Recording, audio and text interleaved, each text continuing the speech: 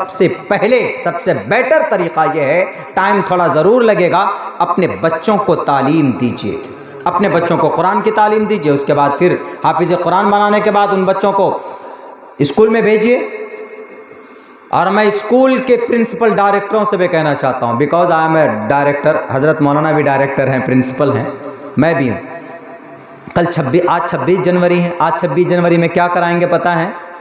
پیٹ میں درد ہوگا اسکول کے ڈائریکٹر کے جو لوگ کراتے ہیں ایسا، بھیا برا مت ماننا، شریعت کا تقاضا میں بول رہا ہوں، میں ایک عالم دین۔ بچوں کو اسپورٹ سکھائیے، کرتویہ دکھائیے، منع نہیں، بچوں سے اور اسپیچ دلوائیے، جتنا بھی ہنر ہے، مورل ہے، ہڈن اسکل ہے، آپ شو کرائیے لوگوں کے بیچ میں۔ لیکن ایک دو چیز بہت غلط ہے، ایک تو یہ کہ بچوں کو جو گانا ڈانس سکھاتے ہیں، کیا ہونے والا ہے گانا ڈانس؟ کچھ نہیں ہونے والا۔ اس کے علاوہ اور کچھ کرائیے اپنے بچوں سے۔ وہاں پہ پربھات پھیری کراتے ہیں، کتنا مرتبہ فون آ گیا، بولا مولانا ہمارے اسکول میں بڑی بڑی بچیاں ہیں، پربھات پھیری کرائیں، سب لوگ کراتے ہم نہ کرائیں۔ تو ہم نے کہا کہ بھئی کیا فائدہ ہوگا آپ کے پربھات پھیری کا؟ ہم نے کہا کہ لڑکوں کو نکال دیجئے، بچی چھوٹی چھوٹی نکال دیجئے پربھات پھیری۔ ہم نے کہا کہ پربھات پھیری بھی ضروری ہے کیا؟ جھنڈا پھہرانے کے ساتھ ساتھ میں؟ بولا سب لوگ نکالتا، ہم نے نکالیں گے ہماری بدنامی ہوگی۔ تو ہم نے کہا کہ پربھات پھیری عموماً اس لیے نکالتے ہیں، دکھایا جاتا ہے تاکہ دوسرے لوگوں کے بچوں کو دل میں امنگ ہو۔ ایک طرح سے سوٹ بوٹ بچے پہنے ہوئے ہوتے ہیں تو دوسرے بچے بھی دیکھ کر ارے کتنا اچھا بچہ ہے، دیکھو دکھنے میں لگ رہا ہے، اس کو بھی شوق پیدا ہوتا ہے۔ بہت سے لوگوں کی یہ نیت ہوتی ہے کہ ہمارے اسکول کا پرچار ہوگا، بہت سارے مقاصد ہوتے ہیں۔ ہم نے کہا کہ جو بڑی بچی ہے ان کو مت لے کے جاؤ۔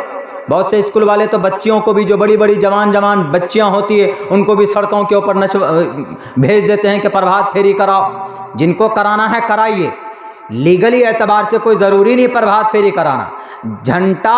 جھنڈا پھہرانا وہ ضروری ہے according to the Indian constitution, وہ کرائیے۔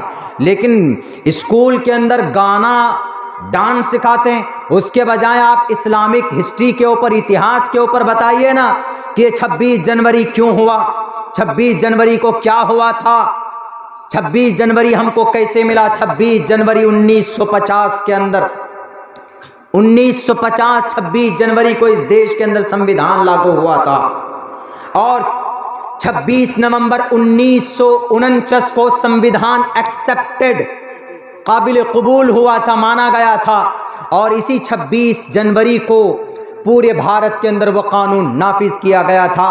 اسی لیے ہم اس دن جھنڈا پھہراتے ہیں کہ ہمارے اس دیش کا جھنڈا، ہمارے دیش کا سمویدھان بلند رہے۔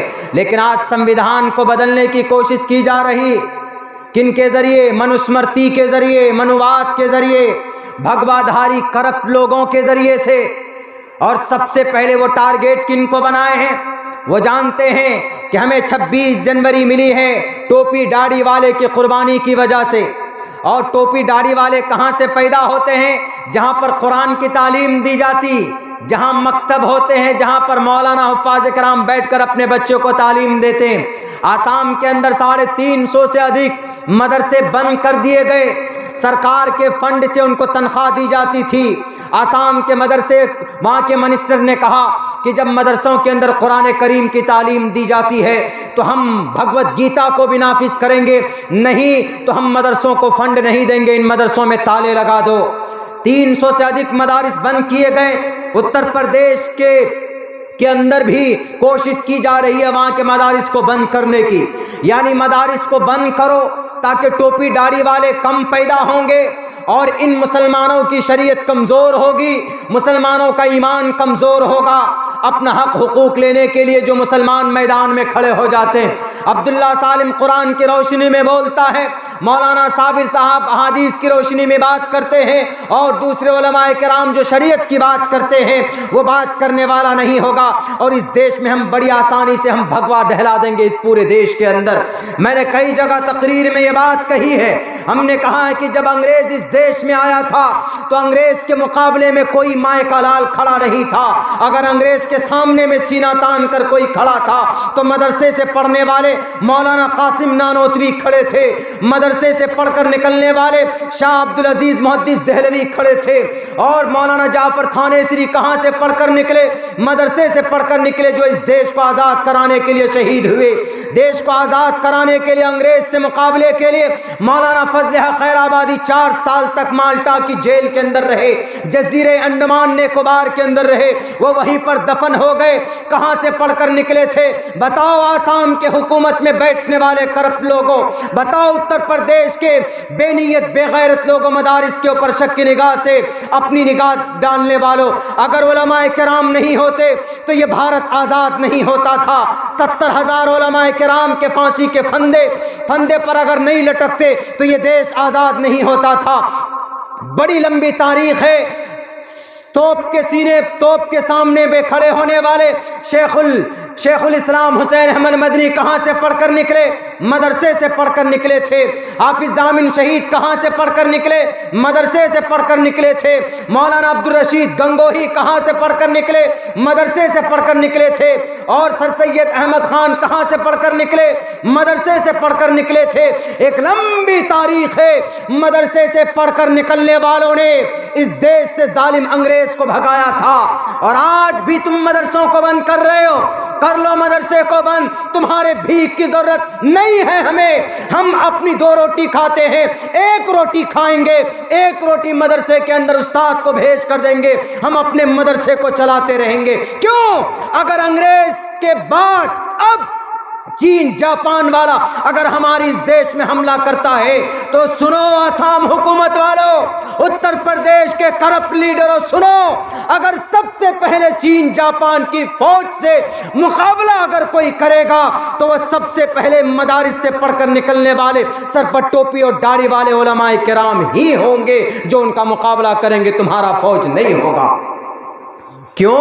اس لیے چونکہ جب دیش پر کوئی بات آتی ہے دشمن کی طرف سے تو علماء کرام اپنی شریعت پر نہیں بلکہ یہ کہہ کر آگے بڑھتے ہیں کہ یہ دشمن ہمارے دیش پر حملہ کرنے والا ہے, اسی لیے ہم ان کا مقابلہ کریں. انگریزوں سے ایسا ہی کیا.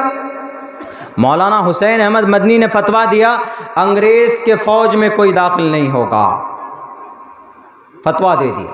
مولانا جوہر نے کہا کہ پھانسی لگ جائے گی حسین احمد مدنی, انہوں نے کہا کہ پھانسی تو دور کی بات ہے. اپنا صندوق کھولا, نکالا, سفید کپڑا سر پہ باندھا, کہا یہ میرا کفن ہے, یہ میں لے کے گھومتا ہوں. یہ ہوتے ہیں مدارس کے فضلاء جو پڑھے ہوئے ہوتے ہیں. اگر پڑھا لکھا طبقہ سماج ہوگا تو انشاءاللہ ہم کہیں. ابھی ایک بل آیا, آپ لوگ پریشان ہیں, کسان بل کیا, کسان بل کیا, بہت سے لوگ نہیں جانتے ہیں. جو پڑھا لکھا طبقہ ہے سمجھتے ہیں کسان بل کا مطلب یہ ہے کہ ہم لوگوں کو مکئی اور گیہوں ہوتا ہے تو ٹریکٹر میں ڈال کے گلاب باغ جاتے ہیں اور وہاں پر جو زیادہ بھاؤ دیتا ہے ہم اس کو بیچ دیتے ہیں.